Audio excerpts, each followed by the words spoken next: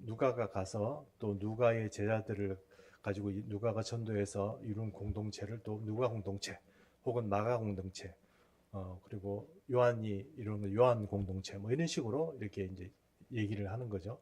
마태복음의 영향을 받는 유대인들 부류를 이제 가르쳐서 마태 공동체 이렇게 얘기합니다. 근데 예수님 공동체니까 예수 공동체 이렇게 말하는 거죠. 근데 여러분 성경을 읽다 보면 이제 많은 사람들이 예수님을 따르다가 이렇게 흩어진 경우가 잘 드문데, 이게 이제 오늘 우리가 읽는 이 본문에 나와 있는 요한복음 6장에 보면 예수님의 공동체가 와해될 정도로 지금 많은 사람들이 흩어지는 그런 어떤 장면을 우리는 발견하게 됩니다. 요한복음 6장에 나와 있는 그런 이야기들 중에 오늘 여러 가지 말씀 중에 6장 66절을 좀 읽으십시오. 그때부터 그의 제자 중에서 많은 사람이 떠나가고 다시 그와 함께 다니지 아니하더라. 네, 5천 명이 떡을 먹고 그 사람들이 흥분해가지고 센세이셔널하는 그런 기분에 사람들이 막 몰려가지고 지금 가버나움에 밤새도록 그 호수 옆을 걸어서 오거나 어떤 배가 있는 사람 배를 타고 그렇게 예수님을 찾아와서 가버나움으로 왔습니다. 와서 이제 얘기를 하는데 목사님, 그 예수님의 그 태도가 너무 차가운 거예요. 너희는 지금 그 일어난 표적을 보고 나를 믿으려고 온 게 아니고 지금 먹고 배불러서 온 거다, 이렇게 말씀하시는 거죠. 그 사람들이 이렇게 그렇게 성리를 가지고 이제 찾아왔으면 뭔가 예수님이 따뜻하게 맞아주고 뭔가 그래 잘 왔다 이렇게 뭐 환영을 해야 되는데, 예수님의 태도는 그렇게 환영하는 태도가 아니고 막 갈 때면 가라 뭐 이런 태도라는 거예요. 그러니 그 사람들이 별로 좋은 기분은 아니겠죠. 그리고 그 중에 이제 사람들과 예수님과 이렇게 논쟁이 벌어지는 이야기가 바로 6장입니다. 오늘 그 중에 이제 마지막 부분이 바로 6장, 이제 마지막 우리가 오늘 읽은 본문들이다, 이렇게 말할 수 있다는 것입니다. 사람들이 5천 명이 모여서 떡을 먹었는 그 누구도 일으킬 수 없는 그런 기적 같은 일들을 했음에도 불구하고 그것이 오히려 우리 사람들이 보기에는 그 예수 공동체 자체가 무너질 정도로 지금 심각한 어떤 일들이 벌어지는 것. 정말 초거대 기적이 일어났는데 이제 그것 때문에 예수 공동체가 무너지는 그런 일들이 지금 이렇게 벌어진다는 것입니다. 사람들이 썰물처럼 빠져나가고, 그리고 오늘 우리가 6장 66절을 읽은 것처럼 예수님이 12 제자를 제외하고 예수님을 따르던 그 많은 사람들이 또 예수님을 떠났습니다. 이 사람들이 여러분 조직이란 게 여러분 우리가 다 경험하게 되고 교회도 우리가 경험하게 되겠지만 사람들이 이렇게 빠져나가면 어떻습니까? 마음들이 어렵잖아요. 힘들잖아요. 그리고 교회가 사람들 사실 표현을 죄송하지만 이 삼성의 어떤 삼성에 다니는 분들이 이해를 하겠지만 사실 사람 장사거든요. 사람 장사. 이 표현은 이병철 그 창업주가 얘기한 걸로 알고 있는데, 이 사람 장사입니다. 사람을 잘 해야 돼요. 사람을 잘 다스리고 사람들을 잘 간수해야 되거든요. 모든 게 그렇다는 거예요. 근데 여러분 교회는 어떻습니까? 교회는 하나님을 간수하고 이런 건 아니잖아요. 어쨌든 교회도 사람을 잘 간수하는 건데 그 사람들이 다 나가버리면 이거 뭐 어떻게 도대체 해야 됩니까? 그 예수님이 도대체 지금 이 일을 하자는 겁니까? 말자는 겁니까? 원래 우리가 사람의 눈에 볼 때는 예수님이 하자는 그런 마음으로 일을 하셨다면 그 5천 명과 함께 바로 그냥 예루살렘으로 내려가는 거예요. 6월절이잖아요. 그 5천 명과 함께 예루살렘으로 내려가면 전 세계에서 함께 모여가지고 6월절을 지내려고 온 유대인들이 많을 거 아닙니까? 그 사람들 앞에서 이분이다, 이분이 메시아다, 이분이 우리에게 떡을 줬다, 모세가 말한 그 선지자다, 이렇게 말하면 예수님이 바로 왕으로 등극하실 수 있을 텐데 그렇게 하지 않고 도망가 버리셨단 말이에요. 제자들은 야 안되겠다, 제자들 거 물들까봐 야 빨리 건너가 이래가지고 뭐 파하기도 전에 빨리 제자들은 배를 타고 건너보내시고 예수님은 산으로 싹 숨어버리시고 그런 일이 벌어졌다는 거예요. 우리 인간적인 눈으로 볼 때는 그게 참 이게 이해가 안 된다는 것입니다. 근데 여러분 어쨌든 주님은 이런 일들을 통해서 우리가 왜 그랬는지는 사실 이해는 잘 지금 우리가 이해는 갑니다만 그럼에도 불구하고 예수님이 꼭 그렇게 하셔야 되나 하는 솔직히 그런 마음들이 듭니다. 만약에 현실적으로 우리 교회에 이런 일이 벌어진다 그러면 여러분 어떤 생각을 하시겠어요? 여러분도 그런 생각 안 하시겠냐는 거예요. 어떻게 이렇게 이런 식으로 해가지고 이렇게 되냐? 정말 너무 어처구니 없다. 이렇게 얘기할 정도로 지금 예수님과 예수님의 제자들 그리고 그 예수님의 제자 주변에 있던 또 다른 제자들 그리고 수많은 관중들이 바로 예수님에 대한 그런 마음들이 그런 마음이었다는 것입니다. 자, 그러나 어쨌든 사람들을 다 떠나갔습니다. 자, 그러면 떠나간 사람은 누구, 남은 사람은 누구일까요? 그 말씀이 요한복음 6장 65절에 나옵니다. 예, 권사님. 또 이르시되 그러므로 전에 너희에게 말하기를 내 아버지께서 오게 하여 주지 아니하시면 누구든지 내게 올 수 없다 하였노라 하시니라. 우리가 예수님을 믿는 것은 우리가 선택이고 또 우리의 어떤 노력이나 이런 것들을 통해서 우리의 신앙이 유지된다고 생각합니다.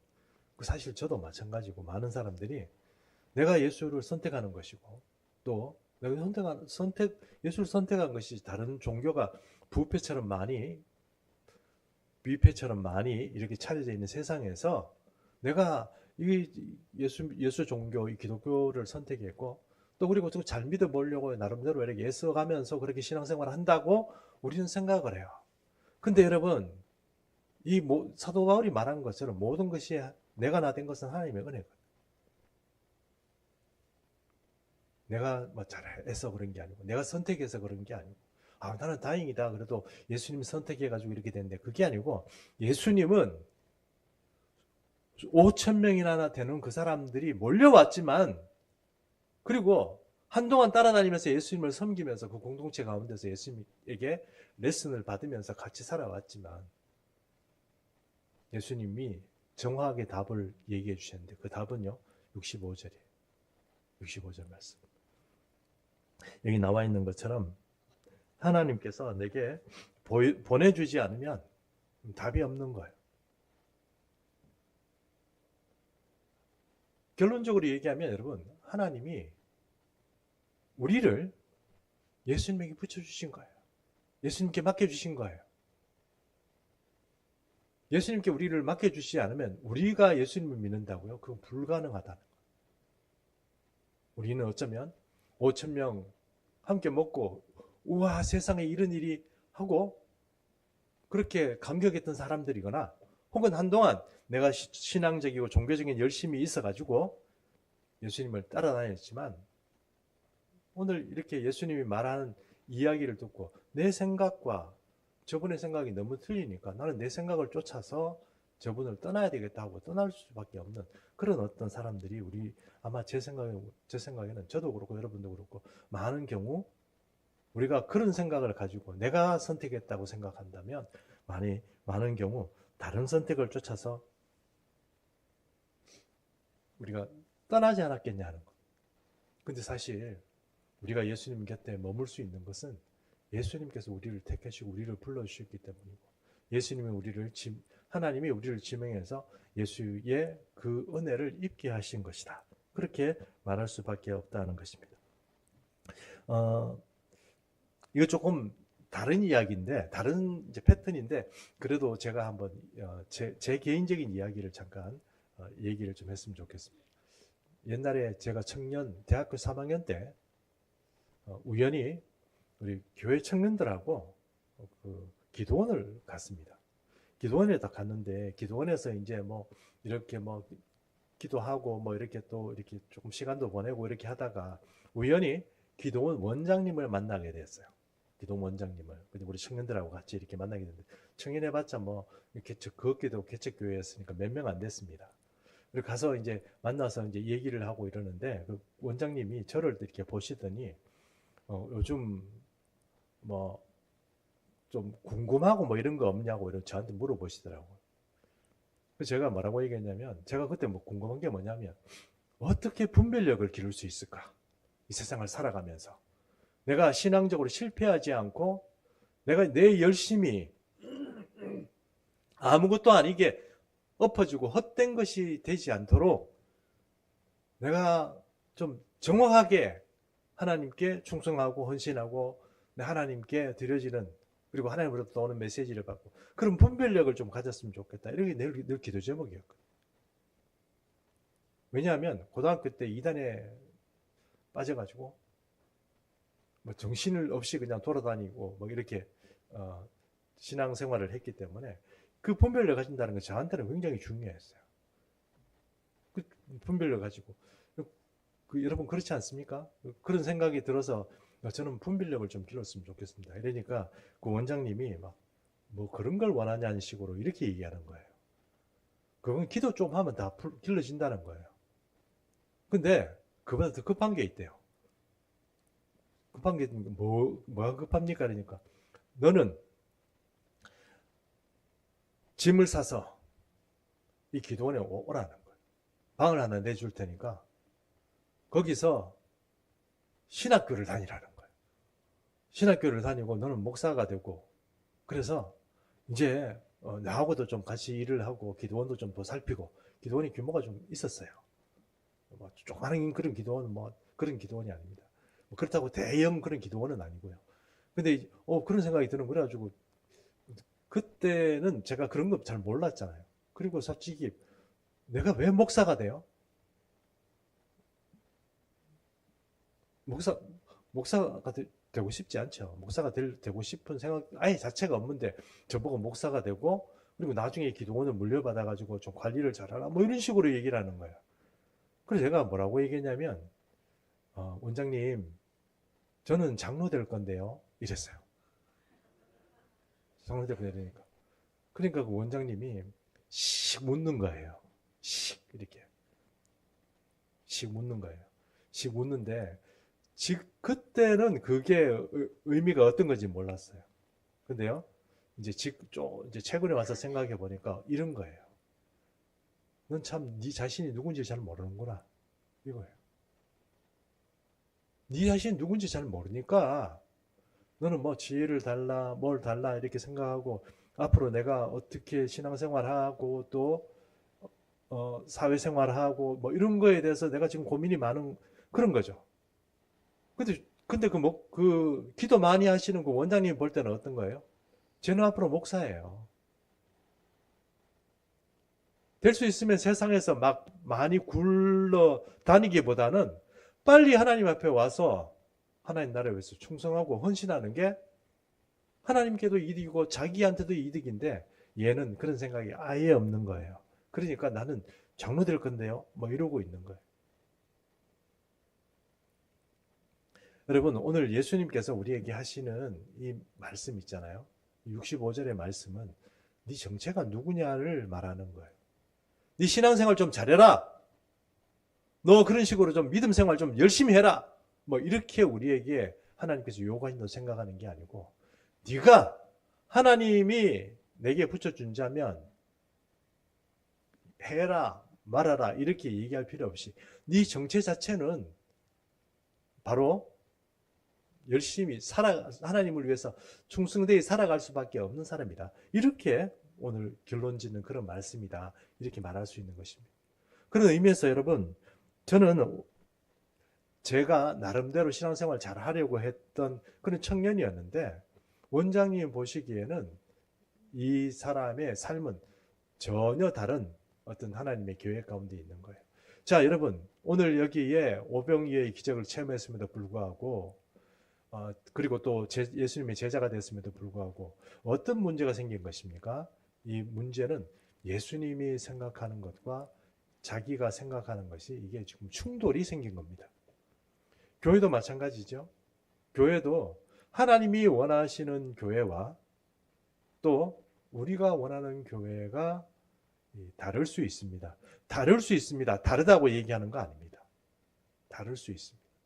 그럼 여러분, 우리는 늘 주님이 원하시는 교회가 어떤 것인가 생각하고 그것들을 그렇게 살아가려고 애써야 합니다.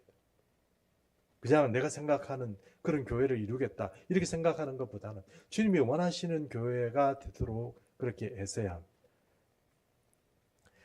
정말 빅히트를 치는 5천 명이나 모아가지고 뭔가 이렇게 세력을 일으켜서 할 수 있는 그런 일들이라기보다는 하나님께서 원하시는 그런 어떤 일들을 하나님께서는 원하셨다는 것입니다. 그래서 여러분에게 이제 질문 드리고 싶은 것이 있습니다. 여러분은 하나님께서 예수님에게 보내신 분들입니까? 여러분이 아멘 해야 되는 거 아닙니까? 우리는 사실 하나님께서 우리를 지명하셔서 예수님께 보낸 겁니다. 그래서 여기 있는 거예요. 나는 아닌데 내가 선택했는데 이렇게 생각할지 모르지만 신앙생활 해보면 알잖아요. 내 힘으로 살아가는 것이 아니고 하나님의 은혜로 살아가는 것이다. 모든 것이 하나님의 뜻대로 가는 것이다. 이렇게 우리가 이해를 하고 아멘 해야 한다는 것입니다. 물론 그렇다고 해서 나는 아무것도 안 하는 사람이냐? 그럼 무슨 로봇이냐? 뭐 AI 칩 이렇게 박아놓은 사람이냐? 이렇게 생각할지 모르지만 그런 의미는 아닙니다. 악한 마귀는 지금도 택한 사람을 쓰러뜨리려고 무던히 애씁니다. 괜히 거기에 휘말려서 인생 낭비하지 말고 지금이라도 직진으로 주님 앞에 충성하고 헌신하는 그런 삶을 사는 것이 오히려 내 삶에서도 플러스 요인이고 하나님으로 봐서도 좋다는 것입니다. 방황하지 마십시오. 뭐 이렇게 주저하지 마시고 주님께 충성하고 헌신하고 주님을 사랑하는 그 일에서 이렇게 물러서는 일이 없었으면 좋겠다는 것입니다. 여러분 제가 이런 말씀을 드린 이유 아까 말씀드린 것처럼 교회뿐만 아니고 교회는 하나님 예수님이 원하시는 교회와 또 우리가 원하는 교회가 충돌이 생길 수도 있다는 것입니다. 그리고 또 하나 여기서 쭉 하고 정리하고 넘어간다면 우리 인생도 마찬가지입니다. 우리 인생도 내가 원하는 인생이 있고 주님이 원하시는 인생이 있어요.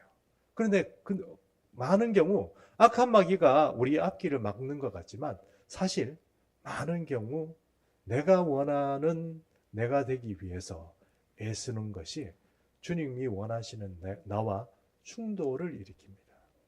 그러면 여러분 신앙생활이라는 것이 내가 원하는 내가 하나님을 위해서 이렇게 해야지 하고 하는 것들을 이루는 것이 아니고 주님의 뜻을 내 삶을 통하여서 이루어 가는 것입니다.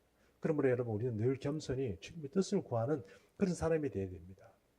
우리의 지각을 늘 열어달라고 기도해야 되고 늘 우리의 고집이나 우리의 생각이나 이런 것들이 앞서서 어떤 일들을 판단하지 않고 주님의 뜻을 따라서 살아갈 수 있도록 우리 인생에 이게 이득이고 저게 이득이다 이런 걸 선택하는 그런 의미라기보다는 주님의 뜻을 늘 구하고 살아가는 그런 인생이 되어야 된다는 것입니다. 그래야 우리 인생이 잘못되어 가지 않고 나중에 돌아오는데 너무너무 힘들고 애쓰고 그렇게 되지 않는다는 것입니다. 그리고 두 번째 질문이 있습니다. 여러분 오늘 이 제자들에게도 하신 질문인데 너희도 가렸느냐 하는 질문이죠. 너희도 가렸느냐 하는 질문입니다. 군중들이 빠져나오고 제자들 공동체는 좀 이렇게 흔들렸죠. 근데 제자들도 이제 실망을 했죠. 이거 정말 저 말씀은 너무 어렵다. 뭐 예수님이 뭐 살을 먹으라고? 어떻게 먹는단 말이야? 이렇게 하면서 이제 제자들이 막 이렇게 떠나가게 되는 그런 일들이 벌어집니다. 지금 우리라 생각하면 터무니없이 생각할 수 있지만 그 당시에는 이 제자들이 보기에 예수님이 살을 먹으라는 말 자체가 이해가 안 되었던 것입니다. 그런데 이런 이해 중에도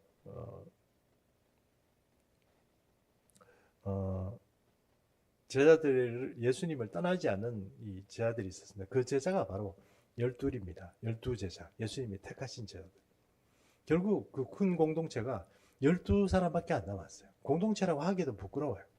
이제는 뭐 다 떠나가고 제가 원래 택했던 처음 초기에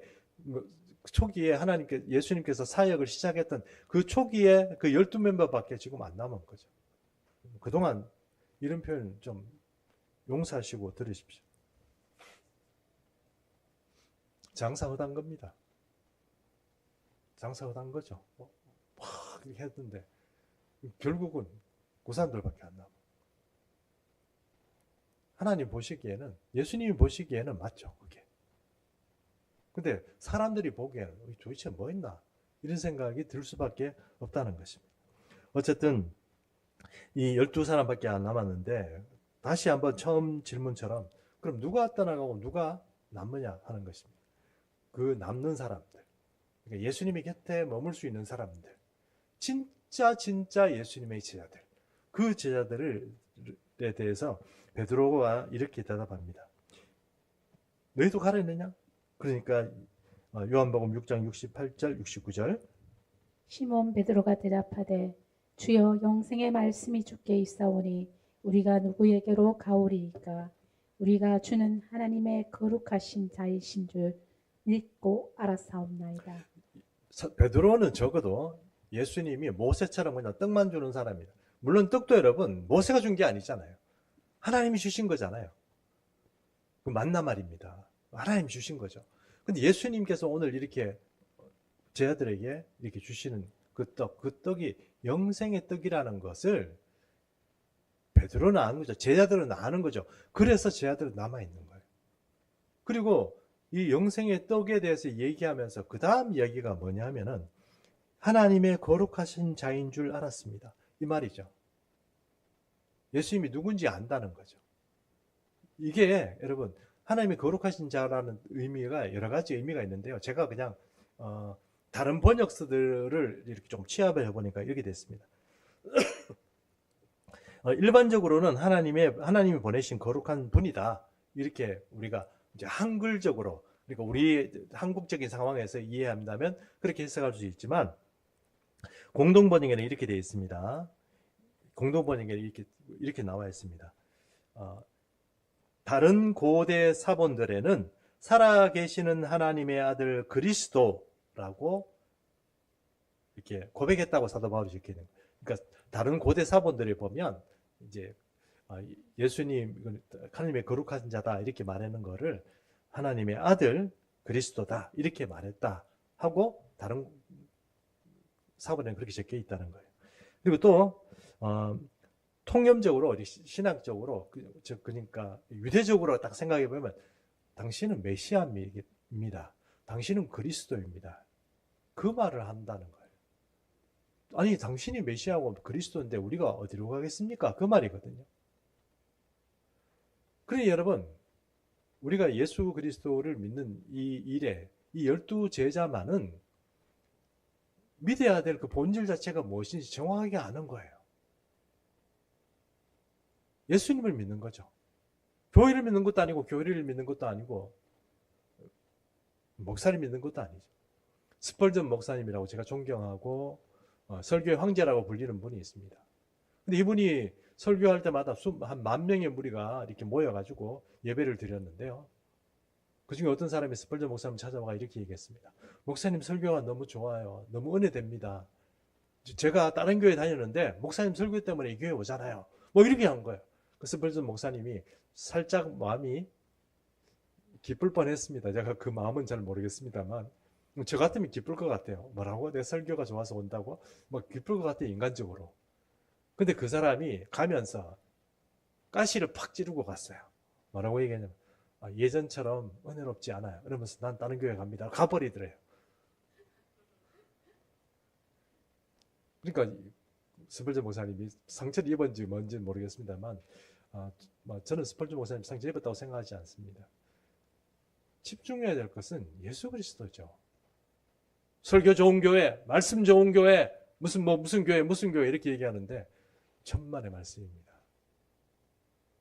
내 삶을 통하여서 내가 예수님 앞에 바로 서도록 그렇게 되지 않는다 그러면 여러분 어느 교회를 가든 그게 뭐가 그렇게 중요합니까? 그게 천국에 가서 내가 주님 앞에 섰을 때 내게 주님께서 뭘 어떻게 해결해 주십니까? 아니요 그런 행위들이나 어떤 교회가 해결을 해줘요? 그렇지 않습니다. 제자들은 바로 거기에 넘어지지 않고 예수님을 엎드렸다는 것입니다. 사랑하는 교우 여러분, 저도 여러분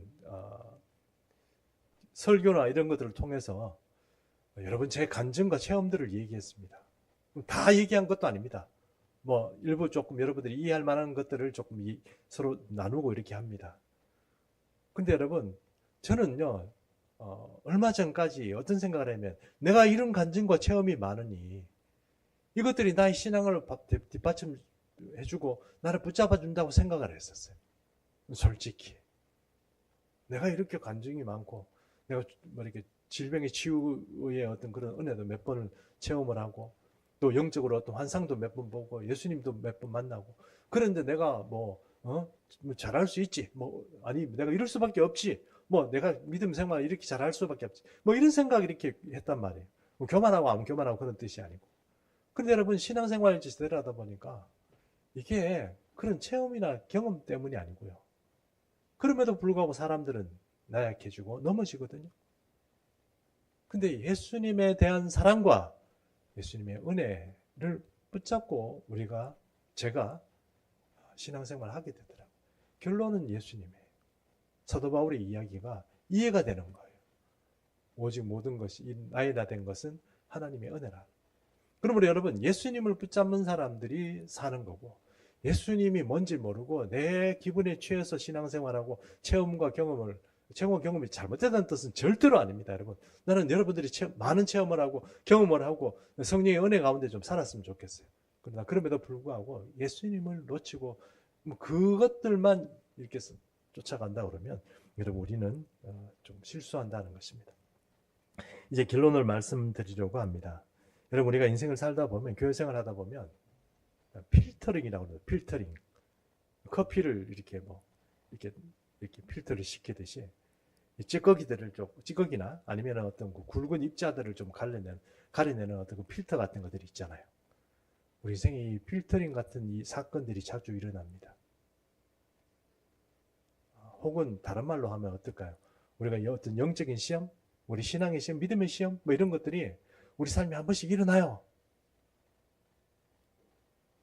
근데 그것을 통과할 수 있는 것은요, 체험이나 경험이나 뭐 아니면은 또 내가 교회나 뭐 이런 것들 때문에 통과할 수 있는 것이 아니고, 예수님 그 순수한 그 신앙을 붙잡는 그 사람만 통과할 수 있습니다. 신앙생활 해보니 그렇더라고요. 다른 걸로 통과할 줄 알았는데 아니요. 예수님을 굳게 잡는 사람, 예수님이 사랑하는 사람,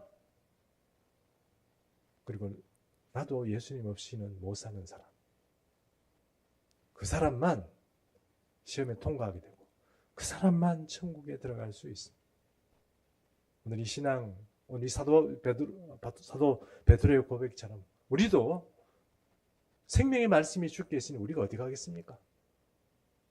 주님만 붙잡고 2025년을 잘 정리하고 2026년을 주님과 함께 동행하기를 그렇게 고대하는 그런 우리 모든 예수비전 충성교회 교우들 되시기를 축복합니다. 자, 우리 이제 결단의 시간 갖도록 하겠습니다. 찬송가 259장 1절 4절 우리 찬양하겠습니다.